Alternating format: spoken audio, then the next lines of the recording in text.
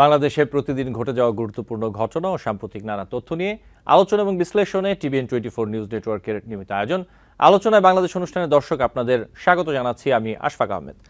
আজকের অনুষ্ঠানে অতিথি হিসেবে আমাদের সাথে যুক্ত আছেন ডক্টর সৈয়দ আব্দুল্লাল মামুন চৌধুরী, প্রফেসর, আন্তর্জাতিক সম্পর্ক বিভাগ, রাজশাহী বিশ্ববিদ্যালয়, এবং আমাদের সাথে আরও যুক্ত আছেন শরীফুল হাসান, কলামিস্ট ও বিশ্লেষক। আপনাদের স্বাগত জানাচ্ছি আলোচনায় বাংলাদেশ অনুষ্ঠানে।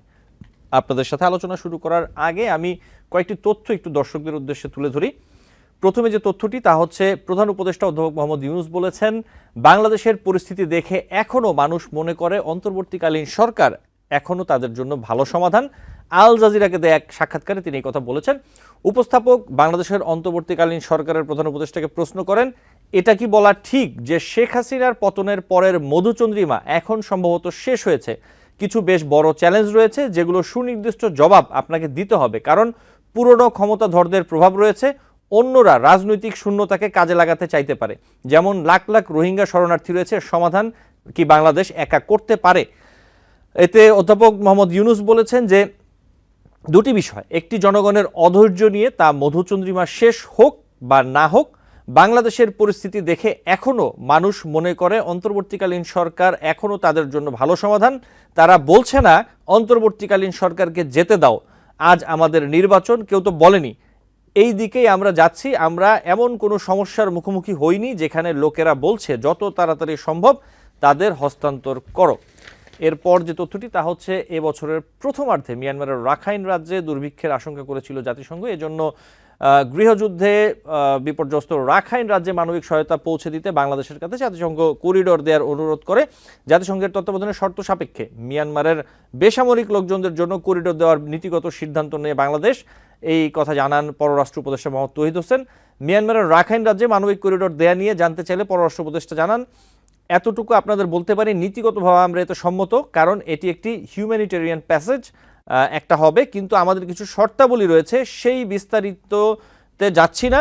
সেই শর্তাবলী যদি পালিত হয় আমরা অবশ্যই জাতিসংঘের তত্ত্বাবধানে সহযোগিতা করব। করিডোর বাংলাদেশের জন্য নিরাপদ কিনা জানতে চাইলে তিনি বলেন, মালপত্র যাওয়ার ব্যবস্থা, অস্ত্র নেওয়া হচ্ছে না। এবং এরপর আরেকটি তথ্য, তা হচ্ছে অন্তর্বর্তীকালীন সরকারের অধীনে বিচার বিভাগ সম্পূর্ণ স্বাধীন বলে মন্তব্য করেছেন আইন উপদেষ্টা আসিফ নজরুল। তিনি বলেছেন, উচ্চ আদালতে বিচারাধীন কোনো মামলার উপর আইন মন্ত্রণালয়ের হস্তক্ষেপের কোনো সুযোগ নেই। আগের ফ্যাসিস্ট সরকার ছিল, কোনো নিয়ম নীতি তোয়াক্কা করতো না, একজন প্রধান বিচারপতিকে গলা ধাক্কা দিয়ে তারা দেশ থেকে তাড়িয়েছে, কিন্তু আমরা সেই সরকার না। উচ্চ আদালতের বিষয়ে হস্তক্ষেপ করার এখতিয়ার আমাদের নেই। আইন উপদেষ্টা আরও বলেন যে সারা দেশে হয়রানিমূলক মিথ্যা মামলা হচ্ছে, যা ঠিক নয়। আমরা মামলা করায় বাধা দিতে পারি না। মামলা হলেই গ্রেফতার বা নিরীহ মানুষ যেন হয়রানির শিকার না হন। কোনো মামলা কার্যতালিকার কত নম্বরে আসবে বা কবে শুনানি হবে তা আদালত ঠিক করে, এখানে আইন মন্ত্রণালয়ের কিছু করার নেই।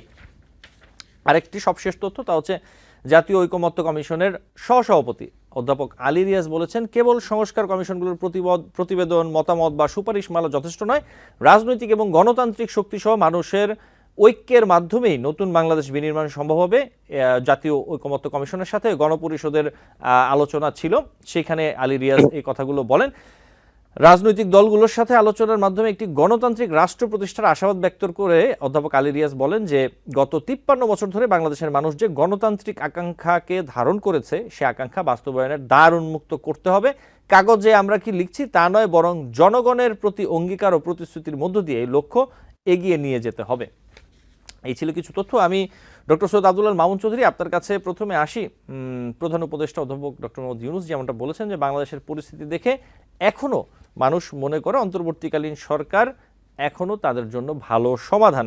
অন্তর্বর্তী সরকার বাংলাদেশের জন্য এখনও ভালো সমাধান। বাংলাদেশের নাগরিক হিসেবে আপনি কিভাবে দেখেন বিষয়টা, এবং কতদিন পর্যন্ত অন্তর্বর্তীকালীন সরকার আসলে ভালো সমাধান হিসেবে দেখছেন আপনি? ধন্যবাদ। আপনি অত্যন্ত চমৎকার একটি প্রশ্ন করেছেন, এবং এটা এই প্রশ্ন নিয়ে আলোচনা এখন হচ্ছে সারা দেশে, এবং আমরা লক্ষ্য করি TVN এই ধরনের লুক্রাটিভ প্রশ্নের সামনে নিয়ে আসছে। এই জন্য আপনাকে ধন্যবাদ, এবং আজকে যারা শুনছেন প্রিয় দর্শক মন্ডলী, আপনাদেরও ধন্যবাদ। এখন আল জাজিরা টেলিভিশনে আমাদের মাননীয় উপদেষ্টা যে মতটি করেছেন, উনি এখন সরকারে আছেন, সরকারের বিভিন্ন গোয়েন্দা বাহিনী আছে, তারা হয়তো জনমত যাচাই করে সরকারকে তথ্য দেয়। যখন যে সরকার থাকে সেই সরকারটা জনগণের পালস বুঝে কাজ করতে হয়। সেই হিসেবে ওনার হাতে যে ধরনের তথ্য আছে, সেই তথ্যের উপর ভিত্তি করেই হয়তোবা তিনি সে কথাটা বলেছেন। কিন্তু এখানে একটা জিনিস বোঝার ব্যাপার হলো, এই দেশের মানুষ বারবার আন্দোলন সংগ্রাম করেছে গণতন্ত্রের জন্য, গণতন্ত্রের জন্য, অর্থাৎ নির্বাচিত সরকার, এবং সেই নির্বাচিত সরকার যেন জনগণের কাছে দেয়া কমিটমেন্ট অনুযায়ী কাজ করে, সুশাসন প্রতিষ্ঠা করে, ন্যায় বিচার প্রতিষ্ঠা হয়। এই নিশ্চয়তার জন্যই কিন্তু মানুষ একটা নির্বাচিত সরকার চায়। এবং যে সরকারটাকে আমরা প্রথম ঘটালাম, সেই সরকারের বিরুদ্ধে আমাদের অন্যতম অভিযোগ যেটা উত্থাপিত হয়েছে বিরোধী দলের পক্ষ থেকে, সেটি হচ্ছে যে তারা নির্বাচিত নয়। তারা যে নির্বাচনটা করেছে সেটা গণতান্ত্রিক হয়নি, গণতন্ত্রের অনুপস্থিতি আছে, কাজেই তাদেরকে তারা নির্বাচিত মনে করে না। এই যে নির্বাচিত মনে করে না, এই জন্যই তারা বিগত সরকারকে অবৈধ মনে করেছে, এবং মনে করেছে যে এই অবৈধ সরকারকে পতন ঘটিয়ে একটা নির্বাচিত সরকার, যারা সংবিধান অনুযায়ী চলবে, গণতান্ত্রিক রীতিনীতি অনুযায়ী চলবে, এবং এইভাবে চললে একটা নতুন বাংলাদেশ তৈরি হবে, এই আশা নিয়ে তারা এই সরকারটা পতনের আন্দোলন করেছে। এটাই মানে এখন যে সরকারটা বর্তমানে আমরা দেখছি, তারা হচ্ছে ইন্টারিম সরকার। তাদের কাজ তাদের কাজ হলো যে তাদেরকে যে দায়িত্বটা দেওয়া হয়েছে, জনগণ তাদেরকে রাস্তায় নেমে একটা দায়িত্ব দিয়েছে যে তারা যে ধরনের সরকার আকাঙ্ক্ষা করে, সেই ধরনের সরকার প্রতিষ্ঠার জন্য যে রাস্তাটা, সেটা তারা বাস্তবায়ন করবেন। জনগণ কিন্তু তাদেরকে ক্ষমতায় থেকে গণতন্ত্র দিবেন বা অন্য কিছু করবেন এই জন্য দায়িত্ব কিন্তু দেয়নি। তারা হচ্ছেন রেফারি। তারা কি করবেন? তারা তারা লেভেল প্লেইং ফিল্ড তৈরি করবেন, এবং একটা নির্বাচিত সরকার প্রতিষ্ঠার জন্য যা যা করা দরকার, সেটি করার জন্য তাদেরকে কিছু সংস্কারের কাজ করতে হবে।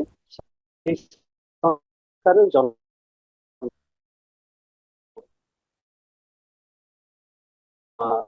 কমিশন গঠিত হয়েছে। কমিশনগুলো, এখন প্রশ্নটা হচ্ছে যে যে মন্ত্রী হয়তো বা তিনি রাষ্ট্রযন্ত্র ব্যবহার করে যে তথ্যগুলো পেয়েছেন, তার উপর ভিত্তি করে তিনি মনে করছেন যে এখন পর্যন্ত অন্তর্বর্তী সরকারই হচ্ছে একটা ভালো সমাধান। আমরা জানি না এর মাধ্যমে তিনি কি তাহলে বলতে চাচ্ছেন যে অন্তর্বর্তী সরকারই মানে থাকবে, নির্বাচিত সরকারের প্রয়োজন নেই। আহ, কারণ আমরা তো বিগত দিনগুলোতে দেখেছি যে অনেকগুলো নির্বাচিত সরকার বাংলাদেশে এসেছে। 1990 সনে একটা বড় আন্দোলনের পর একটা নির্বাচিত সরকার এসছে, কিন্তু সেই নির্বাচিত সরকার সুষ্ঠু গণতন্ত্র দিতে পেরেছে কিনা এটা নিয়ে প্রশ্ন। এরপরে আবার যখন আমরা দেখলাম যে বিগত তারাও এক ধরনের নির্বাচিতই ছিল, তারা নির্বাচনের মাধ্যমে ক্ষমতায় ছিল, কিন্তু যে প্রক্রিয়ায় নির্বাচনটা হয়েছিল সেটাকে জনগণ হয়তো বা গ্রহণযোগ্য মনে করি, যার জন্যই তো তাকে আমরা পতন ঘটাইলাম। এখন বর্তমান সরকারটা কিন্তু কোনো নির্বাচিত সরকার না, এটা হচ্ছে একটা অভ্যুত্থানের মাধ্যমে জন জনগণের ইচ্ছার প্রতিফলন হিসেবে যারা আন্দোলনের সাথে সম্পৃক্ত ছিল, তারা তাদের উপর দায়িত্বটা হস্তান্তর করেছে।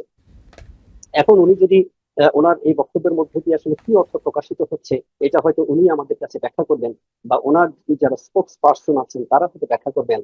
তো অন্তর্বর্তীকালীন সরকারই হচ্ছে ভালো সমাধান, এই কথাটা কিন্তু বহু কিছু মিন করে। আমরা ইতিমধ্যেই দেখেছি যে সোশ্যাল মিডিয়াতে কিন্তু একটা ব্যাপক ক্যাম্পেইন চলছে যে আমরা নির্বাচন চাই না, ইউনূস স্যারকে চাই। কোনো কোনো জায়গা থেকে বলা হচ্ছে যে আমাদের নির্বাচনের প্রয়োজন নাই, ইউনূস স্যারকে আমরা 5 বছর চাই, কেউ বলছে 10 বছর চাই।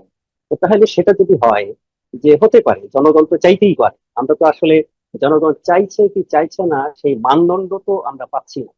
কারণ সেটা তো আমাদের বিভিন্ন মিডিয়ার মাধ্যমে আসছে, সোশ্যাল মিডিয়া বা বিভিন্ন মিডিয়ার মাধ্যমে, কিন্তু লিগ্যাল ফরম্যাটে তো ম্যান্ডেটের মতো করে সেটা আসছে না। কাজেই জনগণ আসলেই চাইছে কি চাইছে না, এইটা তো আমরা নানা ধরনের প্রচারণা আছে। এখন যে জিনিসটা হচ্ছে যে এর মাধ্যমে এটা সরকারকেই ব্যাখ্যাটা পরিষ্কার করতে হবে যে তারা আসলে এটা কিভাবে তারা বলছেন। কারণ আপনি দেখেন, যখন একটা অন্তর্বর্তীকালীন সরকার থাকে, তখন কিন্তু বিভিন্ন রাজনৈতিক দল কিন্তু তাকে সহযোগিতা করে, কারণ তারা জানে যে এই সরকারটা স্থায়ী না, এই সরকারদের যেহেতু কোনো রাজনৈতিক ভিত্তি নেই। কাজে এই সরকারটাকে পরিচালনা করার জন্য এই মুহূর্তে কিন্তু সব রাজনৈতিক দল তাকে সহযোগিতা করছে, এই আশায় যে তারা একটা সুন্দর একটা পরিবেশ তৈরি করবে, যেই পরিবেশের উপর ভিত্তি করে তারা জনমত সংগঠিত করে তারা আবার সরকারে যাবে। এই যে প্রত্যেকটা রাজনৈতিক দল, বিএনপি বলেন, জাতীয় পার্টি বলেন, জামাত ইসলামী বলেন, নতুন গঠিত হওয়া সংগঠন বলেন, অথবা বিগত যারা নির্বাচিত হয়েছে তারাও হয়তো রাজনীতিতে আবার সক্রিয় হতে পারে। তো সবাই কিন্তু মনে করছে যে এই অন্তর্বর্তী সরকার হয়তো তাদের জন্য সেরকম একটা পরিবেশ নিশ্চিত করবে, এই আশায় তারা কিন্তু সবাই সবার জায়গা থেকে অন্তর্বর্তী সরকারকে সহযোগিতা করছে। এই সহযোগিতার কারণেই কিন্তু আপাত দৃষ্টিতে আমরা দেখছি যে বর্তমানে যে রাজনৈতিক পরিস্থিতি, এই পরিস্থিতিতে আছে।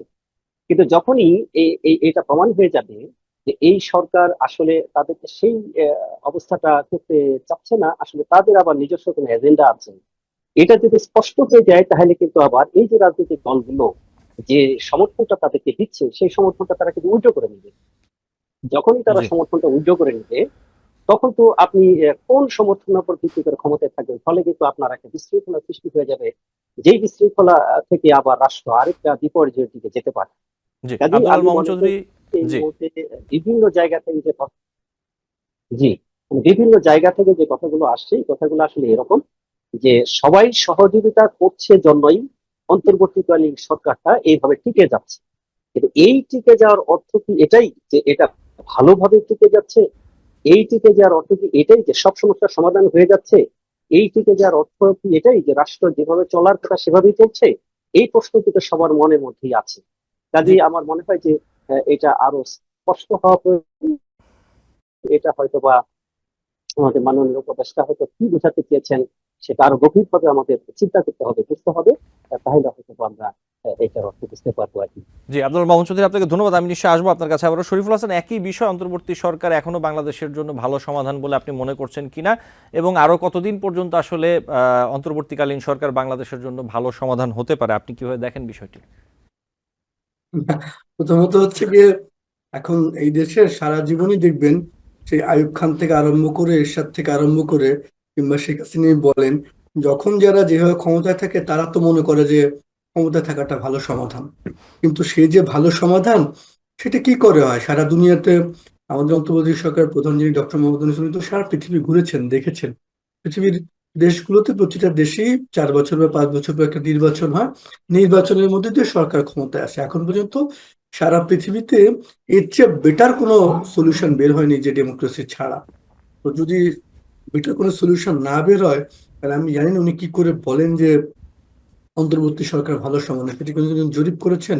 লোকজনের কাছে কোনো ভোট নিয়েছেন? আমি জানি না কিসের কিসের ভিত্তিতে বলেন।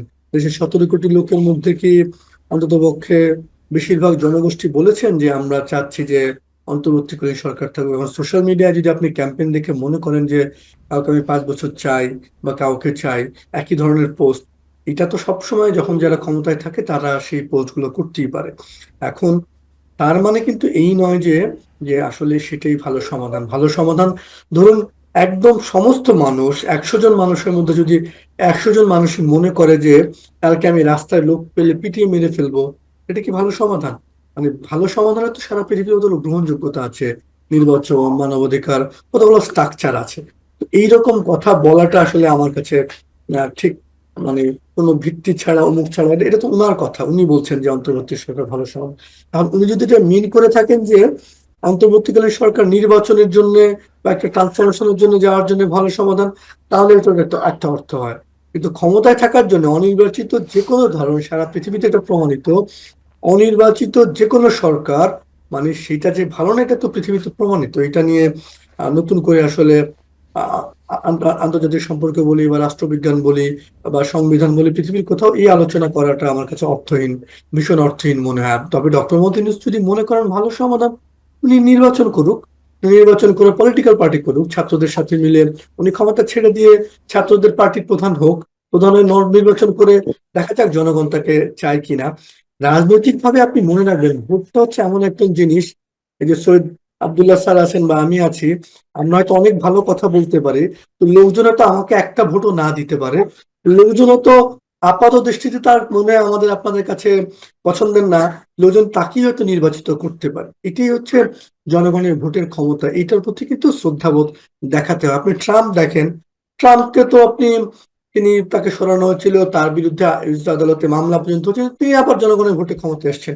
কাজে এইটা নিয়ে আমি মনে করি না যে আসলে খুব বেশি তর্কের প্রয়োজন আছে। জি, শরীফুল হাসান, আরেকটি বিষয় আসি। মিয়ানমারের রাখাইন রাজ্য থেকে গত শনিবার পর্যন্ত নতুন করে 1,13,000 রোহিঙ্গা বাংলাদেশে ঢুকেছে এবং তাদের আঙুলের ছাপ নিয়েছে বাংলাদেশ ও জাতিসংঘের শরণার্থী বিষয়ক হাই কমিশন। তাদের বাংলাদেশে আশ্রয় নেওয়া মোট রোহিঙ্গার যে সংখ্যা যেটি দেখতে পাচ্ছি 13,13,000। এই হচ্ছে বিষয়। এখন আমরা যেটি কিছুদিন আগেও দেখলাম যে রোহিঙ্গাদের ফেরত পাঠানোর বিষয়ে আলোচনা হলো, 1 লাখের বেশি কিছু রোহিঙ্গা বলা হলো যে তাদের ফেরত পাঠানোর ব্যবস্থা করা হবে, কিন্তু এখানে তো দেখতে পাচ্ছি যে রোহিঙ্গা আরো ফেরত নেয়ার কথা সেখানে মিয়ানমার থেকে আরো আসছে। কি বলবেন শরীফুল হাসান? না, আমি মানে আপনি মানে আমরা কিন্তু যখন এই আলোচনাটা হয় যে রোহিঙ্গা 1,80,000 ফেরত নেওয়ার তালিকা করেছিল, সে সময় আমরা বলেছি, লিখেছি এটা তো অসম্ভব। মানে মিয়ানমার তো রোহিঙ্গাদের চট করে ফেরত নেবে না। এইরকম একটা জায়গায় আপনি আজকে এসে যখন শুনি আমরা যে যে রোহিঙ্গারা প্রবেশ করছিল, আপনার এর মধ্যে গত 6, 7, 8 মাসই আপনার প্রায় 80, 90 হাজার রোহিঙ্গা এসেছে। বিশেষ করে গত 2, 3 মাসই 40, 50 হাজার রোহিঙ্গা এসেছে।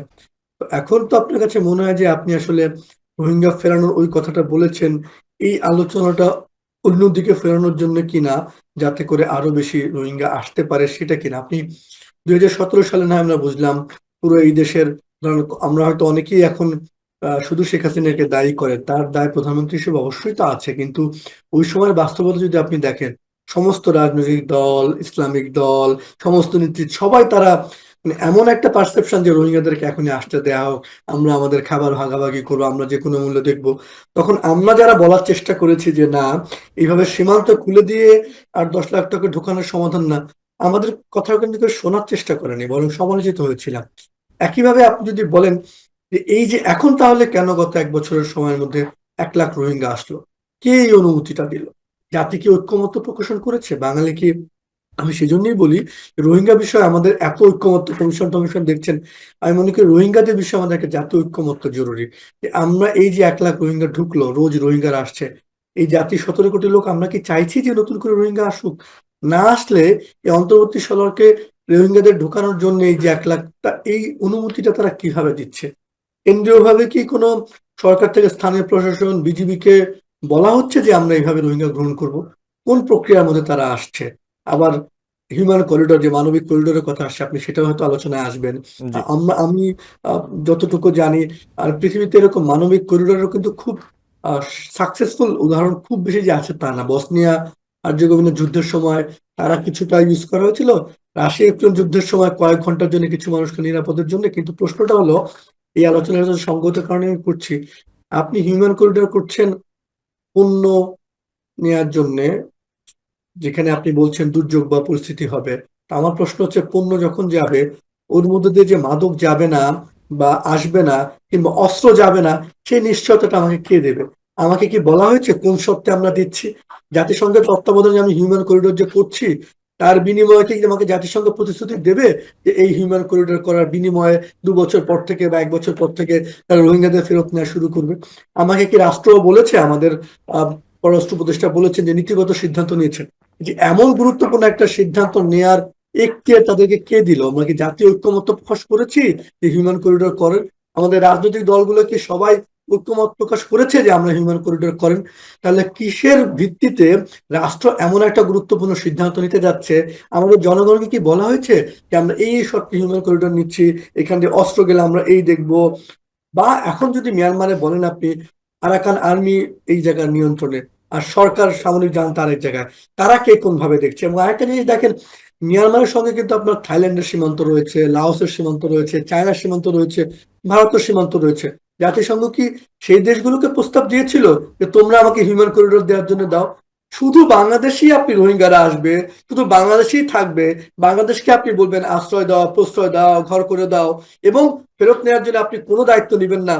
তো তার মানে কি বাংলাদেশ এবং কক্সবাজারের মতো একটা জায়গা, আমাদের বাংলার সবচেয়ে গুরুত্বপূর্ণ পর্যটন জেলা, যেখানে আমাদের অর্থনীতির জন্য গুরুত্বপূর্ণ, তাহলে কি মানে আমরা যেগুলো শুনি এই মুহূর্তে আসলেই যে কি কোনো ওই অঞ্চলকে কেন্দ্র করে কোনো অস্থিতিশীলতার দিকে যাচ্ছে? আমার কাছে এগুলো ভীষণ, মানে আমি জানি না বাংলাদেশ কোন দিকে ভবিষ্যতে যাবে। আমরা যেন এমন কিছু না করি যাতে আমাদের দেশের গলা কাটা হয়ে যায়। আমি মনে করি সেজন্যই রোহিঙ্গাদের বিষয়ে আমাদের একটা জাতীয় ঐক্যমত্য জরুরি, সমস্ত রাজনৈতিক দল সবার মিলে।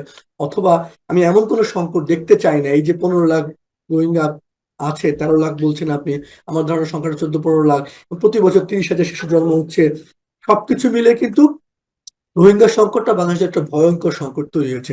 সেখানে মানবিকতার কথা বলে আমার মানবিক হতে কোনো আপত্তি নাই, নিশ্চয়ই আমরা মানবিক হতে চাই, কিন্তু আমরা মানবিক হওয়ার কথা বলে হিউম্যান করিডোর করে করে আমরা যেন এমন কোনো ভবিষ্যৎ দিকে না যাই, এই অঞ্চলকে ঘিরে যেন অস্থিতিশীলতা তৈরি না হয়। আপনি মনে রাখবেন, মানবিক আমি অবশ্যই হব, কিন্তু নিশ্চয়ই বাংলাদেশকে ক্ষতি করে নয়, বাংলাদেশকে কোনো সর্বনাশ করে না। আমি আশা করি যে আমাদের নীতি নির্ধারকরা ভীষণ এই বিষয়গুলো চিন্তা করবেন, জাতির সাথে পরিষ্কার করবেন জি কেন, কি কারণে সবার ঐক্যমত্য নিয়ে হচ্ছে কিনা, হলে কি হবে, কোন প্রক্রিয়া অস্ত্র ঠেকানো যাবে, কি চেক ইন প্রসেস হবে।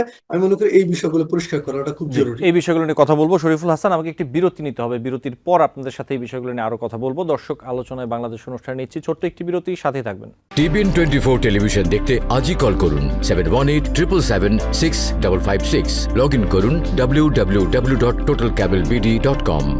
দর্শক আলোচনায় বাংলাদেশ অনুষ্ঠানে আপনাদের আবারও স্বাগত জানাচ্ছি। আমাদের সাথে আছেন দুজন অতিথি। আমি বিরতির পর একটু ডক্টর সৈয়দ আব্দুল্লাহ মামুন চৌধুরী আপনার কাছে আসছি। এই বিষয়টি নিয়ে কথা বলছিলাম শরীফুল হাসানের সাথে, একই বিষয় আসলে এই যে হিউম্যান করিডোরের যে কথাটি চলছে, সিদ্ধান্ত নিয়েছে অন্তর্বর্তী সরকার, বাংলাদেশের জন্য এটি কতটা নিরাপত্তা ঝুঁকি আসলে কতটা দেখতে পাচ্ছেন, এবং এই রোহিঙ্গা প্রসঙ্গটি বাংলাদেশের জন্য গলার কাটা হয়ে দাঁড়িয়েছে, এই বিষয়টি আপনি কি বলবেন?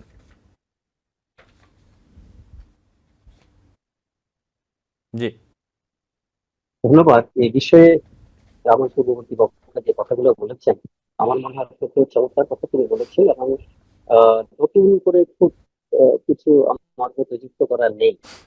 তবে আমি যে জিনিসটা বলি যে ইতিমধ্যেই আমরা আরেকটা তথ্য পেয়েছি মিডিয়ার মাধ্যমে, আপনারা লক্ষ্য করেছেন যে বাংলাদেশের একটি রাজনৈতিক দল জামাতে ইসলামী, তারা চাইনিজের প্রতিনিধি দলের সাথে যে সাক্ষাৎ হয়েছে, সেখানে আমাদের মিডিয়া থেকে খবর এসছে যে তারা জি দাবি করেছেন যে আরাকান রাখাইনে একটি মুসলিম স্টেট গঠনের জন্য। জি হ্যাঁ, রাখাইনে যেন মুসলিম স্টেট করা হয়।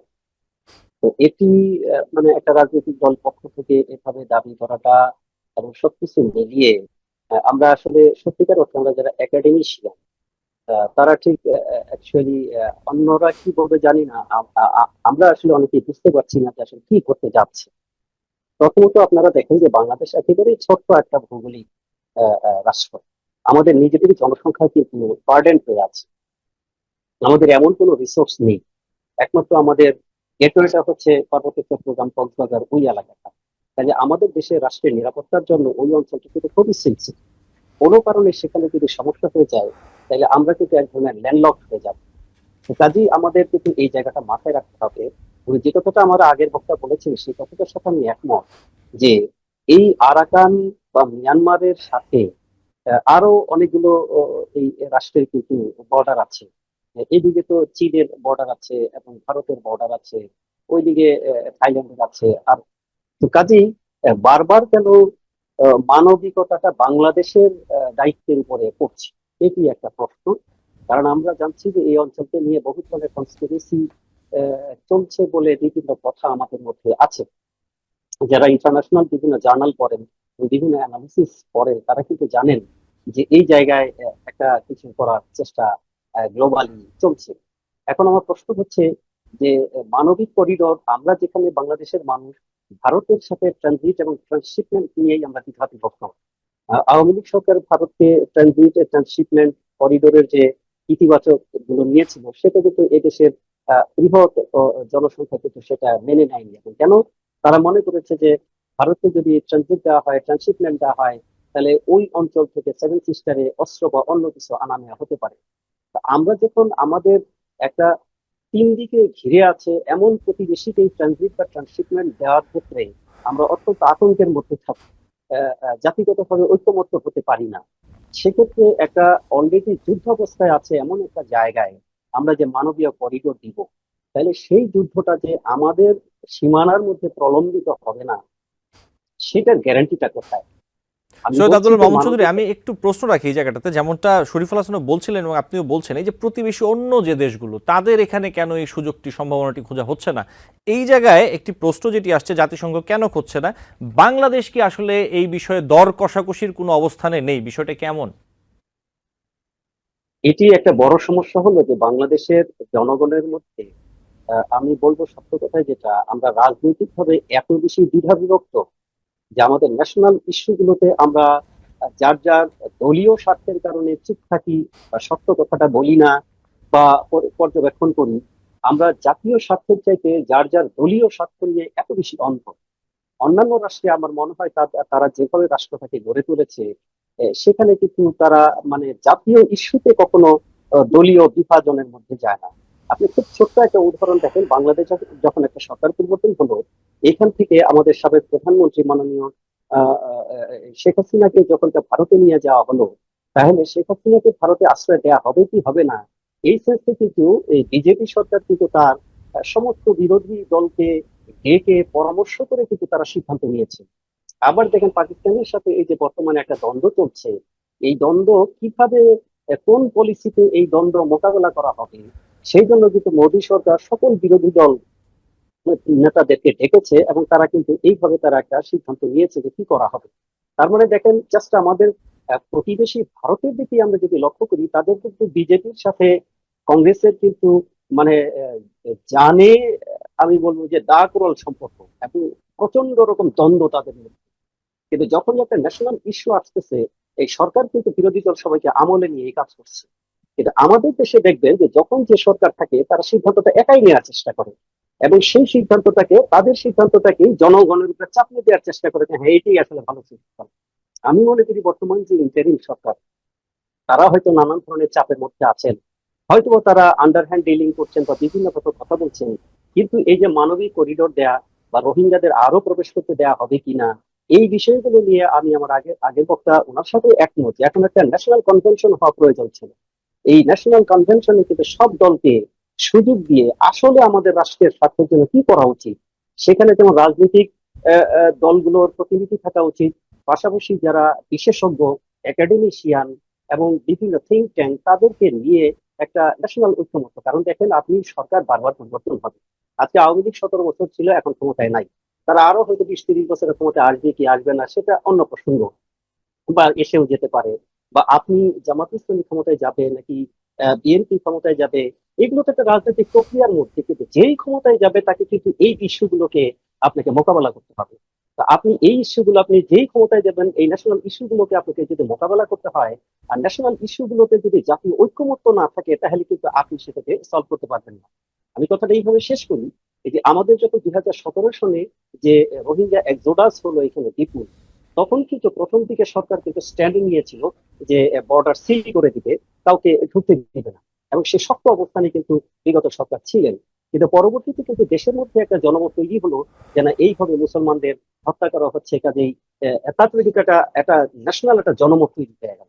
এই ন্যাশনাল জনমত যে রোহিঙ্গাদের ঢুকতে দেওয়া হোক, এই জনমতের কারণে কিন্তু সেই সরকার মানে এবং আন্তর্জাতিক বিভিন্ন রিকোয়েস্টের কারণে কিন্তু আবার এদেরকে দেয়া হলো। এখন আপনি খেয়াল করেন, আমি কথাটা এইভাবে শেষ করি, যে আমরা যে মানবীয় করিডোরটা দিব, এইখানে আমাদের তো কোনো গ্যারান্টি ক্লজ নাই, বা যে এখানে কি যাবে কি আসবে। তো কাজে এগুলো তো অবশ্যই আমাদের একটু চিন্তা বা উদ্বেগের একটা বিষয় আছে। কারণ হলো যে এই মানবীয় করিডোর ভারত দিচ্ছে না, থাইল্যান্ড দিচ্ছে না, চীন দিচ্ছে না, আমাদের রাষ্ট্রের চাইতে তাদের সামর্থ্য আরো বেশি। ইকোনমিক বলেন বা যে কোনো দিক দিয়ে তাদের সামর্থ্য অনেক বেশি, কিন্তু তাদের সামর্থ্য বেশি থাকা সত্ত্বেও তাদেরকে কেউ এভাবে বাধ্য করছে না। এটার কারণ হলো বাংলাদেশের স্টেট পলিসির মধ্যে দুর্বলতা আছে। কারণ হলো রাষ্ট্র হিসেবে, রাষ্ট্রের মালিক হিসেবে আমরা জনগণ বিভক্ত। আমরা প্রত্যেকেই ন্যাশনাল ইন্টারেস্টের চাইতে যার যার পার্সোনাল এবং দলীয় ইন্টারেস্টে এত বেশি অন্ধ যে আমরা ঐক্যবদ্ধ হতে পারছি না। এই দুর্বলতার মধ্যে থেকেই হয়তো বা ইন্টারিম সরকারকেও বাধ্য হতে হচ্ছে এই ধরনের সিদ্ধান্ত নেওয়ার জন্য। জি, আমরা ঠিক। অবশ্যই জনগণ এই বিষয়ে আমার মনে হয় যে সবাই ঐক্যবদ্ধ হই, যাতে করে আমাদের যে বর্তমান সরকারটা আছে তারাও যেন ন্যাশনাল কনসেনসাসের উপর ভিত্তি করে সিদ্ধান্ত নিতে মানে চেষ্টা করেন। জি এটি আমার মনে হয় সবার জন্য মঙ্গলজনক হবে। জি, আপনাকে ধন্যবাদ। আপনি যে কথাগুলো বলছিলেন সেখান থেকে শরীফুল হাসান, আমি একটু আসি। বর্তমানে বাংলাদেশে অন্তর্বর্তীকালীন সরকার দায়িত্ব পালন করছে। বিষয়টা যদি আমরা একটু অন্যভাবে দেখি, জাতিসংঘ কি আসলে এই সুযোগটা নিচ্ছে? আপনার কাছে কি মনে হয় আসলে যে জাতিসংঘ কি এই যে মানবিক করিডোরদের যে বিষয়টি, কোনো নির্বাচিত সরকার নেই, এটি একটি হয়তো বা সুযোগ বর্তমান সরকারের কাছ থেকে যদি এইটি চাওয়া যায়, যদি নেওয়া যায়, এই বিষয়টি আপনি কিভাবে দেখেন শরীফুল হাসান? শরীফুল হাসান, আপনার সাউন্ডটি সম্ভবত অফ করা, যদি। জি। উম, জি। না মানে আপনি সবসময় কিন্তু সবাই বাংলাদেশের সঙ্গে সুযোগটা নেওয়ার চেষ্টা করেছে, এটা তো পরিষ্কার। আপনি পৃথিবীর আর কোথায় আপনি এরকম পাবেন যে আপনি বারবার তাদেরকে বলছেন আশ্রয় দেন, প্রশ্রয় দেন, ঘরবাড়ি করেন, যুদ্ধ চলছে, যাওয়া যাবে না, অমুকটা করা যাবে না, মানে আপনি বাংলাদেশকে আপনি যতগুলো প্রেশার দিচ্ছেন, চাপ দিচ্ছেন, সেই তুলনায় আপনি অন্য দেশগুলোকে আপনি কি বলছেন? আপনি কি চায়নাকে কি জাতিসংঘ বলেছে যে তুমি এই বিষয়টার সমাধান করো? ভারতকে কি কিছু বলেছে? থাইল্যান্ডকে কিছু বলেছে? অন্য কাউকে কিছু বলেছে? সমস্ত চাপ সবসময় আসলে বাংলাদেশের থেকে থাকে কেন? কারণ বাংলাদেশ কূটনীতিকভাবে দুর্বল রাষ্ট্র, যাকে যা ইচ্ছা তাই বলা যাবে। তাই শুধু যে এই ঘটনা তা না, আপনি এই যে ফিলিস্তিনে আমার 55-60 হাজার লোক মারা গেল, যার মধ্যে প্রায় 20 হাজার শিশু। পৃথিবীতে এমন বর্বরতা কোনো যুদ্ধে এত বেশি শিশু মারা যায়নি। এই যে এত কিছু ঘটনাগুলো, আমাদের জাতিসংঘ কি করছে? জাতিসংঘের তো শান্তি মিশন থেকে আরম্ভ সমস্ত কিছু আছে। জাতিসংঘ কি ফিলিস্তিনিদের রক্ষার জন্য বিন্দুমাত্র কোনো ব্যবস্থা নিয়েছে? আসলে আন্তর্জাতিক সম্পর্কের মধ্যে কথা আছে যে জাতিসংঘে অনেক বড় কিছু ঘটে, জাতিসংঘ তখন চোখ বন্ধ করে থাকে। ছোট কিছু ঘটলেও মানে আপনার তখন তার মনে হয় যে আচ্ছা আমি একটু কিছু করি। আমি মনে করি যে কিছু কিছু ঘটনায়, ফিলিস্তিনের ঘটনা বা মিয়ানমারের ঘটনা, এই ঘটনাগুলো আসলে প্রমাণ করে দেয় জাতিসংঘ কার্যত একটা ব্যর্থ প্রতিষ্ঠান। মানে তারা যে কিছু করতে পারছে না, আমি মনে করি যে এগুলো একসময় ইতিহাসের কলঙ্ক হয়ে থাকবে। এই যে জাতিসংঘ কেন আমরা গঠন করলাম? আমরা দ্বিতীয় বিশ্বযুদ্ধের পর পর মানে আপনি ওই সময় আমরা বুঝলাম যে না, যুদ্ধ, সহিংসতা, সংকট সংকট তৈরি করে সেখান থেকে ব্রিটেন রুলস ধারাবাহিকভাবে আমরা জাতিসংঘ করলাম যে সারা পৃথিবীতে আমরা একসাথে মানবাধিকার প্রোটেকশন এই কাজগুলো করব। তো আজকের পৃথিবীতে আমরা দেখতে পাচ্ছি জাতিসংঘ হচ্ছে দুর্বল বা ছোট রাষ্ট্রের উপর, বাংলাদেশের মতো রাষ্ট্রের উপর সে চাপিয়ে দিবে সারাক্ষণ করো, কিন্তু বাস্তবে যারা শক্তিশালী রাষ্ট্র তাদের বিষয়ে সে কোনো হস্তক্ষেপ নাই। কাজে আমি সেজন্যই বলছি, এখন যদি আপনি পৌঁছানোটা থাকে হচ্ছে মালামাল পৌঁছানোর জন্য, মানে আমি তো সেজন্যই বলি আপনি থাইল্যান্ডের যে জাতিসংঘের আঞ্চলিক অফিস আছে, তো সেখান থেকে আপনি প্লেনে করে আপনি নামেন, নেমে ওখান থেকে পৌঁছান, অন্য কোনো দেশকে সুযোগ দেন। না করে বাংলাদেশকে এই হিউম্যান করিডোর করতে চাওয়াটা, বাংলাদেশকে বারবার রোহিঙ্গাদের আশ্রয় চাওয়াটা, নতুন করে আরো 1 লাখ রোহিঙ্গা আসার পর তাদের আশ্রয় করার জন্য, এখন আপনি দেখেন মানে রিফিউজির দিক থেকে এত বেশি ঘনবসতিপূর্ণ রিফিউজি পৃথিবীর আর কোথাও নেই। বাংলাদেশ হচ্ছে সবচেয়ে বেশি। তো এরকম একটা যে সংকট, পরিবেশ মানে আপনার পাহাড় সংকট, কক্সবাজার সমস্ত কিছু মিলে এত সংকটের পরেও তো জাতিসংঘ তাহলে সারা পৃথিবীকে এই জন্য যে ফান্ড ম্যানেজ করা, সে অর্থ তহবিল কি তারা জোগাড় করেছে যে না মানে আমরা এই জন্য আছি বা করছি? তো আমি মনে করি যে বাংলাদেশকে বারবার ব্যবহার শরীফুল্লাহ স্যার, করা এই জায়গা থেকে একটি প্রসঙ্গে আসি একটু আমি আপনার কাছে, যদি আমাকে অনুমতি দেন। যেই বিষয়টি হচ্ছে এই যে আমরা বিভিন্ন সময় বলি কনস্পাইরেসি থিওরি এবং নানান রকম আন্তর্জাতিক রাজনীতিতে নানা রকম আলাপ আলোচনা হয়, এগুলো খুব বেশি যে আসলে মূলধারার গণমাধ্যমে আলোচনা হয় সেটিও না। যেমন কাশ্মীরে এখন যে সমস্যা চলছে, ভারত পাকিস্তানের মধ্যে উত্তেজনা চলছে, এবং একই সাথে কিন্তু সেভেন সিস্টার্সে বিগত বেশ কিছুদিন ধরেই আসলে একটি উত্তেজনা বিরাজ করছে। বাংলাদেশ এবং মিয়ানমার এই দুই জায়গাতেও যদি বলি রাজনৈতিক একটি অস্থিতিশীলতা, অথবা এই যে রোহিঙ্গা সংকট নিয়ে যে ইস্যু চলছে, ওইদিকে রাখাইনে যে অবস্থা চলছে, সবকিছু মিলিয়ে এই এই জোনটাতে কি আসলে আপনার কি মনে হয়, আপনার পর্যবেক্ষণ কি আসলে এই জোনটা নিয়ে কি স্পেশাল কোনো, এটা কনস্পাইরেসি থিওরি অথবা যেভাবেই হোক যে আন্তর্জাতিক রাজনীতির অংশ হিসেবে এদিকে কোনো মাস্টার প্ল্যান চলছে? আপনার কাছে কি মনে হয়? মানে আপনি আপনি মানে কনস্পিরেসি ষড়যন্ত্র তত্ত্ব তো আসলে মিথ্যা কিছু না, সেগুলো তো আসলে আপনি 30, 40, 50 বছর পর যখন ডকুমেন্ট গুলো পাবলিশ করে তখন তো দেখাই যায় যে এগুলো আসলে সত্য। এগুলো তো মানে খুব যে একেবারে মিথ্যা তা তো নয়। আপনি আমাদের মুক্তিযুদ্ধের সময় যুক্তরাষ্ট্র আমাদের স্বাধীনতা বিরোধিতা করেছিল, তারা আহ সরাসরি পাকিস্তানের পক্ষ অংশ নিয়েছিল, এখানে কার কি ভূমিকা সেগুলো তো পরিষ্কার। আপনি যেটা বলছিলেন, আপনি এই অঞ্চলে এখন সারা পৃথিবীতে একটা তো বাণিজ্য যুদ্ধ চলছে, যুক্তরাষ্ট্র না চায়না কে কোন জায়গায় নিয়ন্ত্রণ নিবে সেই ধরনের একটা যুদ্ধ চলছে সেই জায়গাটাতে, এবং এবং দক্ষিণ এশিয়াতেও আহ চায়নার প্রভাব বেশি হবে না ভারতের, কে করিডোর করবে। আপনি শ্রীলঙ্কার পরিস্থিতি থেকে যদি এই অঞ্চলে নেপাল দেখেন, সমস্ত জায়গায় কিন্তু এখানেও এই আন্তর্জাতিক অস্থিরতা প্রভাব এইগুলো তো সবসময় চলে সারা পৃথিবীতেই। আমরা স্নায়ু যুদ্ধ থেকে বের হয়ে যাওয়ার পর আমরা ওই প্রতিযোগিতা বের হয়ে যাওয়ার পর বললেও বাণিজ্য যুদ্ধটা তো থামেনি। অর্থ বাণিজ্য কিভাবে কি করা যায়, সবাই এখন ব্যবসা টাকা সেই অঞ্চলগুলোতে চায়। তো সেই জায়গাগুলো থেকে আপনি যে কথাগুলো শোনা যায় যে না বঙ্গোপসাগর এই এলাকা সেন্ট মার্টিন, আপনি তার মধ্যে যদি আপনি যখন এগুলো শুনবেন তার মধ্যে যখন আপনি সত্যি সত্যি আরো বেশি রোহিঙ্গা আপনি নিচ্ছেন, যেখানে জাতি এখন মানে একমত, যেখানে যে না গালি খায় সরকারকে, শেখ হাসিনাকে গালিগালাজ করা হয় যে কেন তিনি এত বেশি রোহিঙ্গা আশ্রয় দিলেন, যেখানে স্যার বললেন যে পুরো জাতীয় সময় ঐক্যমত্য করলো, কিন্তু দায়টা তার প্রধানমন্ত্রী হিসেবে যায়। বাংলাদেশে আপনি যে কোনো জায়গায় যান এখন 2017 সালের ওই অভিজ্ঞতার পর, এখন আপনি পাবেন বেশিরভাগ মানুষ, অলমোস্ট বেশিরভাগ মানুষ বলবে আমরা নতুন করে রোহিঙ্গাদের আশ্রয় দিতে চাই না। এই যে পুরো জাতির অবস্থান যে সেখানে সেখানে নতুন করে কি করে 1 লাখ রোহিঙ্গা আশ্রয় দেওয়া হলো? ঠিক একইভাবে আপনি কার সাথে করিডোর দিচ্ছেন? একটা অন্তর্বর্তীকালীন সরকার কি হিউম্যান করিডোর দেওয়ার মতন এত গুরুত্বপূর্ণ সিদ্ধান্ত নিতে পারে রাজনৈতিক ঐক্যমত্য ছাড়া? আর আপনি বলছেন যে আপনার অন্তর্বর্তী সরকারের মূলত কাজ হচ্ছে ডে টু ওয়ার্ক করা, এর আগে অন্তর্বর্তী তাদের কাছে একটা নির্বাচন দেওয়া। এখন আপনি বলছেন যে আপনি ধরেন ডিসেম্বরের মধ্যে না 6 মাস পরে নির্বাচন দিবেন, কথাটা আমি জন্য বলছি।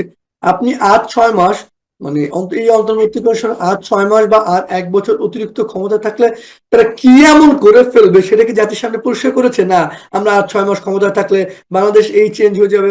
বাংলাদেশের মানব অধিকার বলেন, মিথ্যা মামলা বলেন, খাদ্য মূল্য বলেন, তরুণ ছাত্ররা তাদের পিএসসির জন্য দাবি বলেন, চাকরি প্রার্থী বলেন, সড়ক দুর্ঘটনা বলেন, আত্মহত্যা বলেন, জুলাই আগস্টের শহীদের সন্তানের মৃত্যু বলেন। আমাকে আপনি বলেন গত 54 বছরে বাংলাদেশের যে সংকটটা ছিল গত 8-9 মাসে একটা সংকট কি আলোচনা মানে সমাধান হয়েছে? আমাদের বিচার বিভাগ কি স্বাধীন হয়েছে? আমাদের প্রশাসন কি নির্দলীয় ভাবে আচরণ করছে? আমাদের শরীফুল হাসান আইন উপদেষ্টা আজকেও বলেছেন যে বিচার বিভাগ স্বাধীন। জি বলুন। সবসময় যিনি আইনমন্ত্রী থাকেন, যিনি সবসময় সবচেয়ে বলতেন আমাদের বিচার বিভাগ স্বাধীন, সেই আইনমন্ত্রী এখন জেলে, তিনি এখন কারাগারে আছেন। তিনি এখন জানেন যে আজকে নারায়ণগঞ্জে তাকে আদালতে নেওয়ার সময় তিনি খুব ভালো করে জানেন কতটা স্বাধীন। ক্ষমতায় থাকলে সবকিছুকে স্বাধীন মনে হয়, সবকিছু খুব ভালো উন্নয়ন চললে মনে হয়। সর্বশেষে আপনি যেটা দেখছেন ইরেশ জাকেরের ঘটনা, যে আপনি 407 জনের বিরুদ্ধে যে মামলা হয়েছে ধরে ধরে, আমলা এতজন, সাবেক নির্বাচন কমিশনার এতজনের, ব্যবসায়ী এতজন, তো এগুলো হচ্ছে স্বাধীনতার নমুনা। সাংবাদিকও আছে শরীফুল হাসানের মধ্যে। জি দুঃখজনক এগুলো।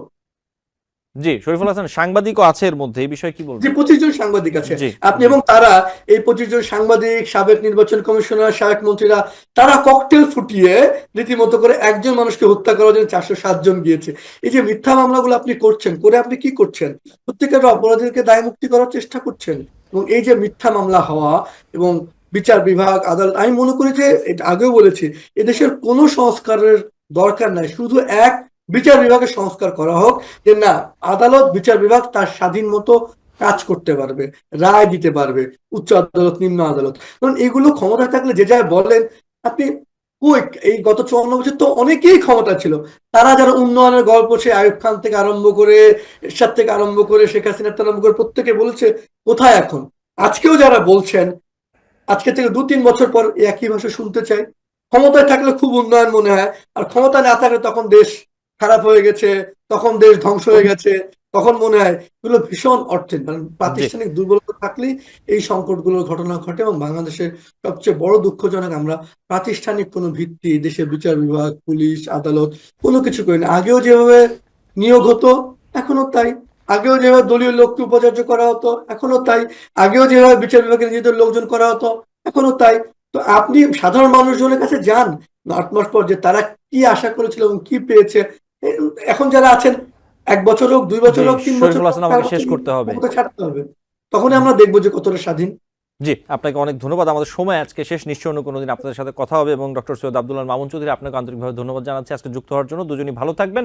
আপনাদের সাথে আবারও নিশ্চয়ই কথা হবে। আমাদের দর্শক আপনাদের মূল্যবান মতামত শুনতে পারবেন। দর্শক, আলোচনায় বাংলাদেশ অনুষ্ঠানে আজ এই পর্যন্তই। পরবর্তী অনুষ্ঠান দেখার আমন্ত্রণ জানিয়ে বিদায় নিচ্ছি।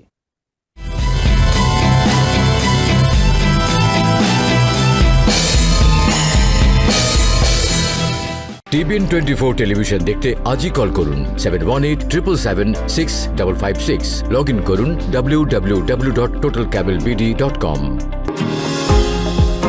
নিউ ইয়র্ক থেকে সম্প্রচারিত TBN 24 টেলিভিশন বিশ্বজুড়ে বাঙালির কণ্ঠস্বর।